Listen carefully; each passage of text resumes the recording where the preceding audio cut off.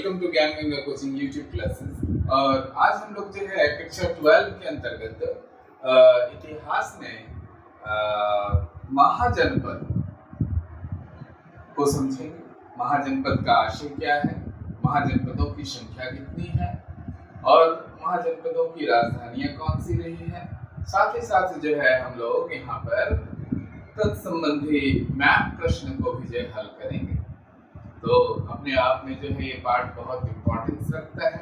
आइए महाजनपदों को मैप के माध्यम से जो है समझते हैं। उससे पहले जब हम लोग बात करते हैं कि महाजनपद का मतलब क्या है, तो महाजनपद का शाब्दिक अर्थ जो है एक विशाल राज्य को समझ लीजिए, बड़े राज्य को समझ लीजिए। बड़े राज्य को ही जो है क्या कहा गया है, महाजनपद कहा गया है। एक्चुअली ये महाजनपद शब्द जो है ना जनपदों का जो है सम्मिलित रूप है।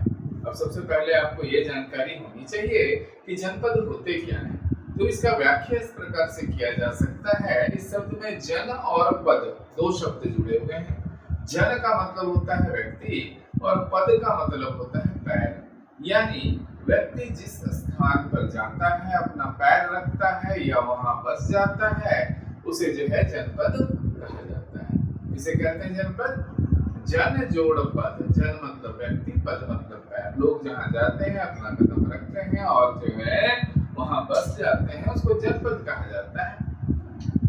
जब ऐसे ही जनपद जो है या कई जनपद आपस में मिलते हैं तो एक विशाल आकार ग्रहण हो जाता है, एक बड़ा आकार ये ग्रहण कर लेते हैं, तब ये कहलाता है महाजनपद।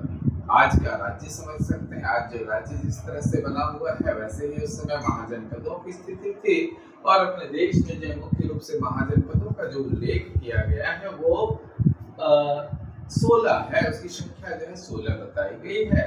और ये 6वीं और 7वीं शताब्दी के बीच का जो है सारा राज्य सभा को यहाँ पर बताया गया है। तो आइए हम लोग इस महाजनपद को समझते हैं।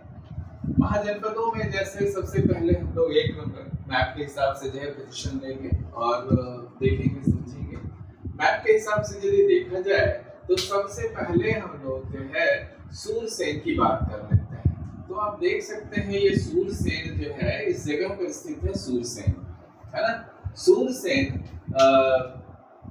अभी वर्तमान इसका जो सूरसेन की जो राजधानी हुआ करती थी वो राजधानी है मथुरा। सूरसेन की राजधानी जो है मथुरा है। और वर्तमान स्थिति की यदि बात करें तो वर्तमान स्थिति भी जो है क्या है, उसकी वर्तमान स्थिति भी मथुरा में है। चले आते हैं उसके बाद दूसरा लोकेशन। आप जरा सा ध्यान से जो देखेंगे कहाँ पर मैंने लगाया, आप इसे बिल्कुल देख सकते हैं। ये सूरसेन एक नंबर में मैंने लिखा है। दूसरा जो है जो महाजनपद अश्मक या अशक।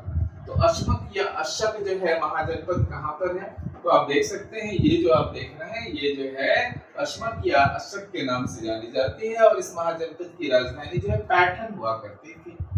और ये गोदावरी नदी के किनारे जो है बसी हुई थी। मोस्टली ये कर्नाटक का इलाका होगा। तो ये अशक या अश्मक जो है की राजधानी पैठन थी।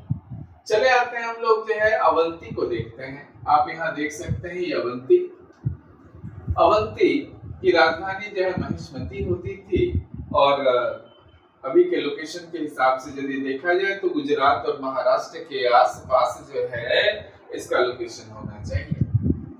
चौथा चले आते हैं हम लोग कौशल की बात करते हैं। आप यहाँ पर देख सकते हैं कई महाजनपदों का केंद्र जो है यहाँ उत्तर प्रदेश और बिहार के आसपास ही आपको देखने को मिलेगा। आप यहाँ 4 नंबर में जो है कौशल को देख सकते हैं। कौशल की राजधानी हुआ करती थी श्रावस्ती।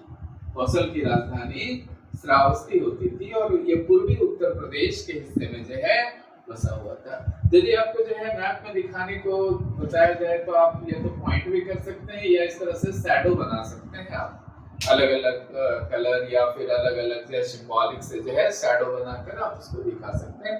तो 4 नंबर जो है कौशल, जिसकी राजधानी श्रावस्ती। अगले महाजनपद की ओर चलते हैं और देखते हैं मगध। 5 नंबर मगध। मगध जो है इन सारे महाजनपदों में सबसे विशाल और सबसे ज्यादा शक्तिशाली महाजनपद के रूप में जाना जाता है। मगध की जो राजधानी थी वो राजधानी जो है राजगृह या ग्रीव्रज के नाम से जानी जाती है। मगध की राजधानी क्या थी? तो मगध की राजधानी जो है राजगृह या ग्रीव्रज कहा जाता था इसको। वर्तमान में ये गया और पटना के जो है क्षेत्रों में जो है शामिल इलाका है।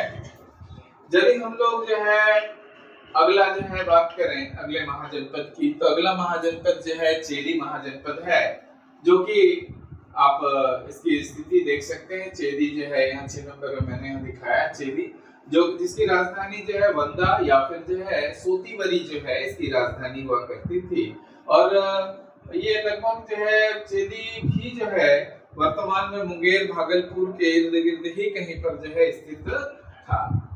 7 नंबर में चले आते हैं काशी।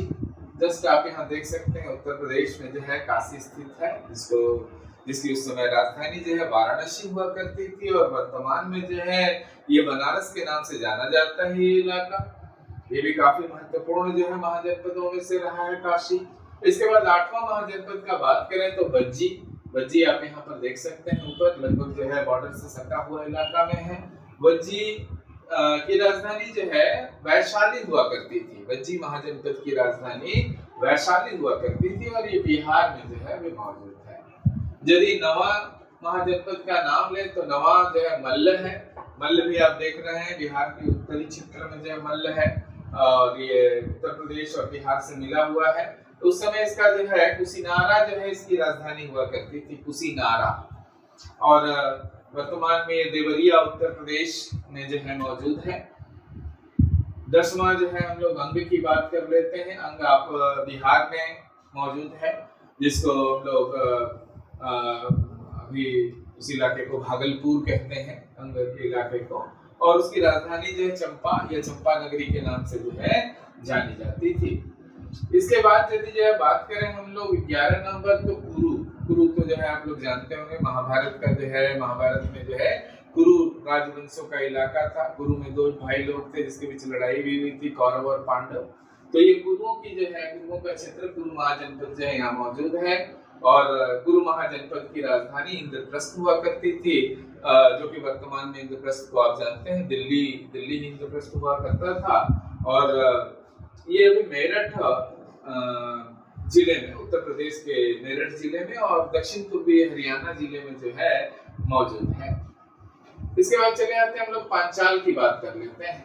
तो आप पांचाल देख सकते हैं, यहीं पर जो है उत्तराखंड से लगभग सटा हुआ जो है पांचाल को देख रहे हैं। इसकी राजधानी या तो अहिछत्र थी या फिर काम्पिल्य थी, या दोनों ही नाम हो सकता है, अहिछत्र या काम्पिल्य। और ये पश्चिमी उत्तर प्रदेश में जो है मौजूद है वर्तमान में पांचाल प्रदेश, जहां से पांचाली थी, जिसको द्रौपदी के नाम से भी जो है हम लोग जानते हैं।